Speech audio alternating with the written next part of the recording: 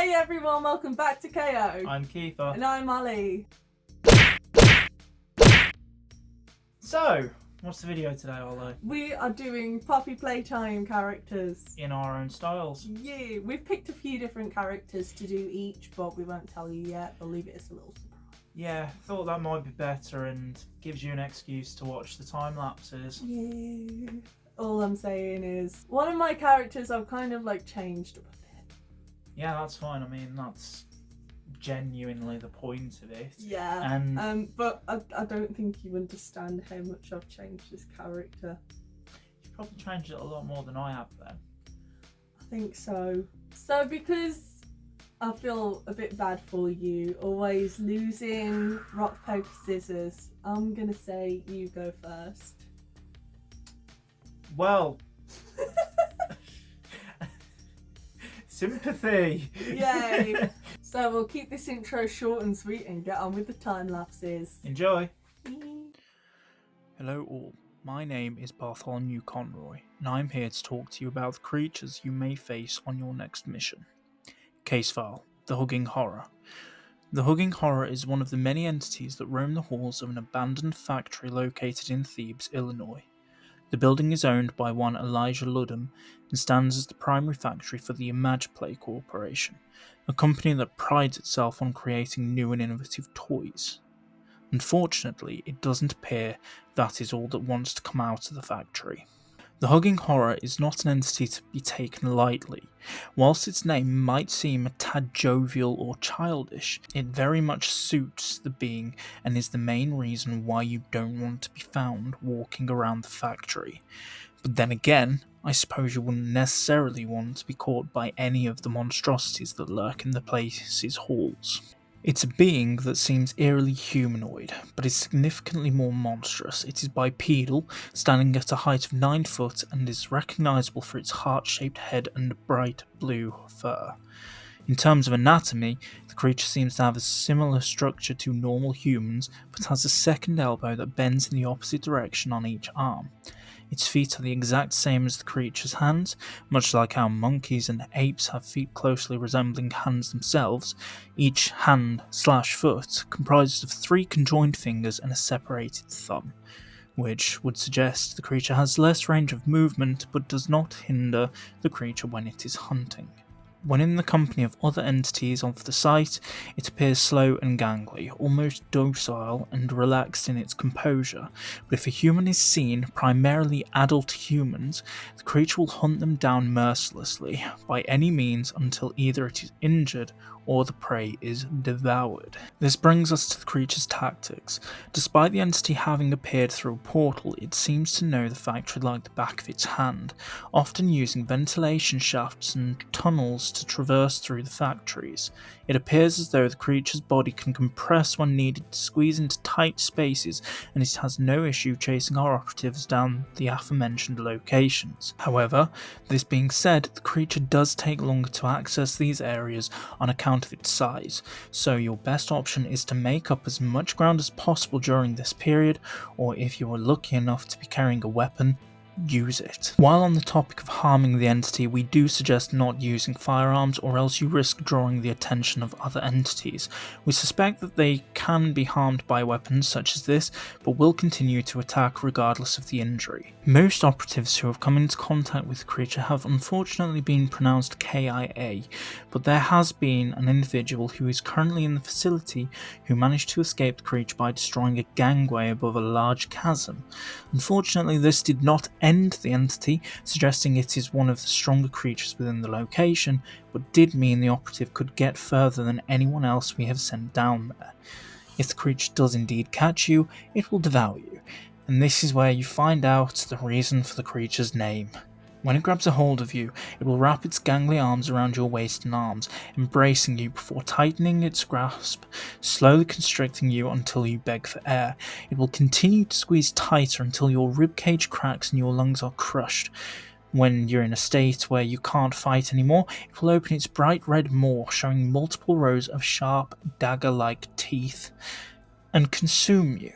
The creature remains locked in the confines of the factory, and we intend to keep it that way. It has indeed attempted to escape its prison, but since prior mentioned events occurred, it hasn't been able to make it back up to the upper levels of the factory, and is trapped, along with the numerous other creatures, in what appears to be an endless basement of secrets and nightmares. We're still not sure of what else remains to be seen in this place, but we intend to either conceal these from the public eye or eradicate every last beast down there. For now, at least the biggest threat has been pushed away and is easier to control.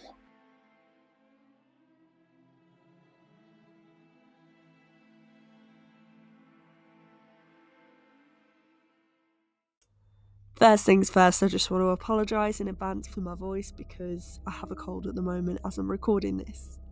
As you can see in this one, I am drawing Kissy Missy, and I wanted to keep it quite simple because the design of Kissy is quite simple. And I'm not gonna lie, I had a bit of a time limit when I was doing this drawing, so it isn't as detailed as I wanted, and it's nearly finished, so I need to be quiet and let Kiefer continue speaking. Case file: The Arnibus Lion. As our operatives continued to venture into the lower layers of the ImagePlay factory, we began to have issues with static on all our devices. For now, we are unsure of whether this is anything to be concerned about or whether it's just a result of the current depth that our operatives find themselves at. However, what does concern the agency is the growls and roars that cut through the static, and the creature that has been reported by several operatives with evidence of mauling and mutilation. The Arnibus Lion is a name given to one of the many animalistic creatures that make their current home in the factory. We only know of its name because of some strange blueprints that appear to map the anatomy of the creature, blueprints that concern our agency and give us the impression that we are hunting the wrong entity. They were signed with a simple Dr. S, bringing forth more questions than answers at this point in time, but it appears as though this individual was hindering our mission further by creating more creatures for us to avoid, including our lion. As the name suggests, the creature appears not too dissimilar to a lion, but does take on some vastly different traits to the animal that people travel to see on the plains of Africa. It is slightly larger in scale and takes on a similar trait to the extinct Smilodon in the fact that it has a stronger upper build in its shoulders and front legs. The legs themselves are standard for a lion in shape and build, but its paws are significantly larger, accurately around 3 times larger than that of a normal lion. This is where it gets interesting, however. Where the mane of the lion would usually grow, this creature grows something quite different, like thick yarn growing from large paws in the creature's head and back. What's stranger still is the fact that this yarn grows in a multitude of different colours, varying depending on where it is on the creature's body. It's hard to see why someone would do this unless they were sadistically trying to keep on the theme of toys running around the factory. At least, this gives us ample time to run away if we see the bright colours appearing from the shadows, and is the reason many of our operatives have survived. The biggest difference, and by all accounts it is absolutely horrific to see in person, is the creature's face. Rather than having the face of a lion, the head of the creature is entirely cylindrical, apart from 2 bulging eyes. As far as we can tell, the creature isn't blind but does rely heavily on sound when tracking its prey, suggesting partial blindness at least. As for the creature's mouth, that's an entirely different story. It appears as though it has a standard mouth, but will instead open a maw that opens vertically down the creature's face, where there had once been a supposed seam. This is paired with the expected mouth, meaning it opens similarly to a grotesque, fleshy flower. Along all edges of its mouth are razor-sharp teeth, but that isn't where it ends. There is a second smaller mouth on the inside of the flower, which appears as though it was designed based on the pharyngeal eel. What makes this creature even more disturbing is the terrible fact that we came across whilst reading through the blueprints uncovered from Dr. S's abandoned laboratory. The creature's body had been created through means of experimental cloning, but they never intended on growing the brain. This beast was created in what can only be assumed to be a series of mad experiments, and this body was always intended to be a vessel. We travelled back to the lab only to find a series of cages with children's skeletons trapped inside. with another skeleton lying on a surgical table with its cranium cut open. We now know that the creature known as the Yarnibus Lion had once been a child by the name of Barnaby Crowther, and his brain was stuffed into that creature. A combination of fear, anger, and trauma has resulted in the animalistic and predatory tendencies shown by the entity. We can only assume that there has been damage to the child's brain, and therefore we can't see them as a child any longer. We need to question whether any of the other creatures are transformed humans, or whether some of these are truly monsters. Hopefully, the blueprints recovered from the site will shed some light on the exact issues this location is facing. If the creature attacks you, your best bet is fire. The creature's yarn-like fur burns easily, and there are signs that the creature is afraid of fire.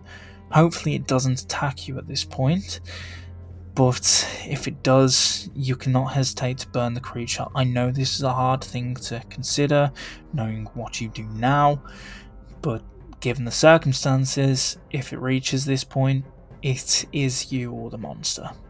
I'm sorry for those of you that may not like what you have heard today. It's been very difficult reading this file. I wish I could say that the files of this location do get better, but they in fact don't. If any of you need help or comfort in this time, I understand completely, but know that this job doesn't get any easier. Hello, I'm back again. I'll get to speak to you a bit longer this time.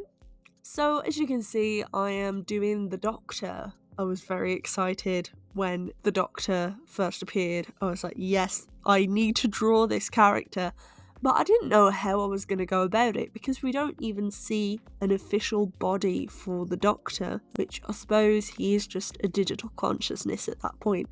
So I had a bit of creative freedom to think of the body. In all of the teasers, we just saw a black cloak and I thought that's a bit boring. So how can we elevate this? I took influences from a few things. At first I was like, yes, let's do Vox from Has Been Hotel. But I thought that didn't really fit the seriousness of this character. But then I did end up going quite unserious anyway. For some reason, I was getting Metaton vibes from Undertale.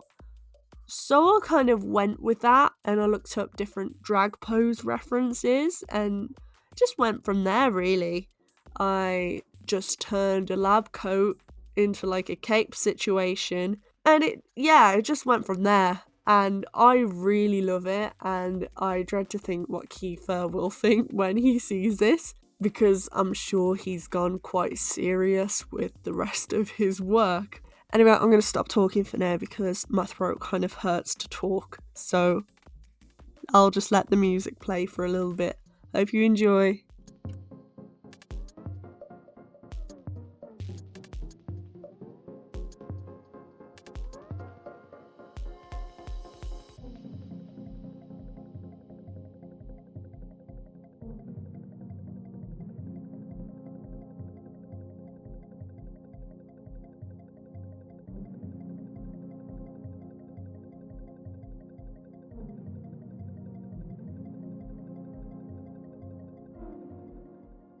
Right then, can I see the first one?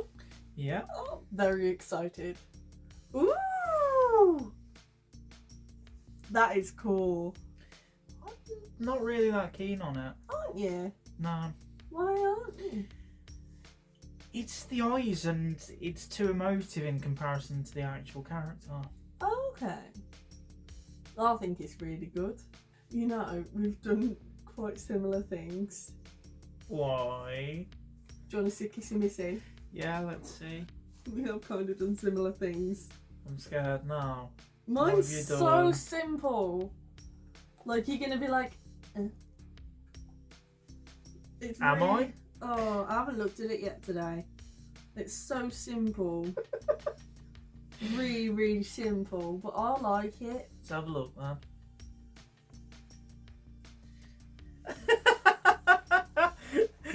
You're not wrong, though. We've done a yellow lit doorway. With them just staring. She's so derpy. I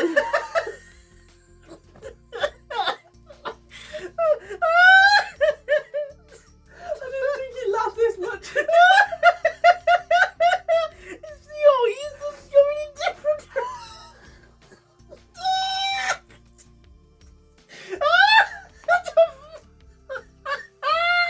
1 minute, 37 seconds later.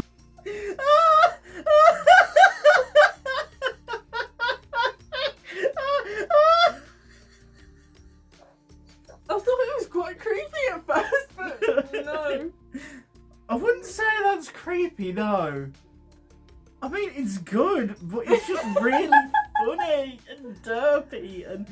Oh god, that suits your work perfectly. Oh. Do you like it though? Yes. And I like the Huggy Wuggy too. I think it's really funny though that we've done the same kind of thing, just did it differently. Because yours like quite intimidating and then mine's like... You ready to see the second one? I am. Yarnaby, is it? Yeah. I love Yarnaby so much. Justice for Yarnaby. Yeah, that was very short-lived, if you've watched the game. Or played the game, as you're supposed to do. All the teeths! Wow. Can you tell what I've changed about his face? It splits more ways. Yeah. And has another mouth inside. Oh no, he does have another mouth Does inside in the game, yeah. Does he? In the reveal trailer, yeah. Did he? Yeah. That isn't me taking inspiration off the Xenomorph, even though I did for the teeth. And the yarn, you've done that so well. I bet that was so tedious to do. Well, the time lapse ended up being 12 minutes before being edited, so... Oh, it was really good. I want a picture of that on my wall. Why? Because that is so cool and I love Yarnaby. Anyway! Ollie, last drawing of the video. Okay, right, so I don't think you're ready. No? I don't think you're ready. Why? I kind of changed him up a bit. How much? Um, I'm actually scared now. because we didn't actually see that much of his real body. No, we just saw the drones, really. Yeah, and the fact, like, in all the teasers and stuff, he's just in a black cloak. So Yeah. I decided to get a bit more creative and thought about more of his personality. Like, he seemed quite eccentric with the way he spoke. Okay. Just seemed sadistic to me, but okay. I don't think you're ready. Oh, go on. Oh.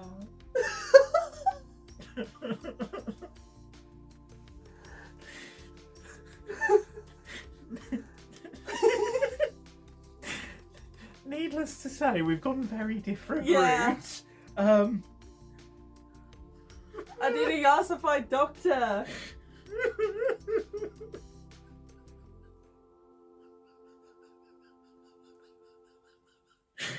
What the hell is he wearing? See, I thought because he's a doctor, he'd like wear like a white coat. Yeah. So, and like he works in the labs, it's a lab coat. Okay. But then Okay. I made it more of like a drag outfit. You're watching too much Drag Race. I know. You're watching way But too I much love Drag Race. So, yeah, you've seen the drawings. What do you think? Whose is your favourite? Out of my two, which one's your favourite? I think I got more of a reaction out to Kissy Missy. I think that definitely fits more with Poppy Playtime. Yeah. Rather than a drag queen doctor. My favourite out of your two is Yarnaby. Why? It's Yarnaby, and it's really good. I do love the Huggy one, but out of the I two, don't like the Huggy one. I really don't like the Huggy one. Didn't like it when I finished it. I hope you enjoyed the video. We hope you enjoyed the video. It's fun to just draw things in our own style sometimes and not have to do a specific challenge for them. Yeah, but the next video is a challenge. Yeah, if you're familiar with the first video we did, it was... the bird. Yeah. We have the sequel. we drew another character together. We need to redraw them in our complete own style, and I'm really excited for that one. Yeah, I'm not. I mean, think- I've got an idea now, but... I'll add a little sneak peek of the character we drew together somewhere as a little preview. Anyway, we'll see you in the next video. Bye. Bye. Want to see something extra? Okay, what is it? It's my partner's take on Oh, my God. sketch. What's she doing?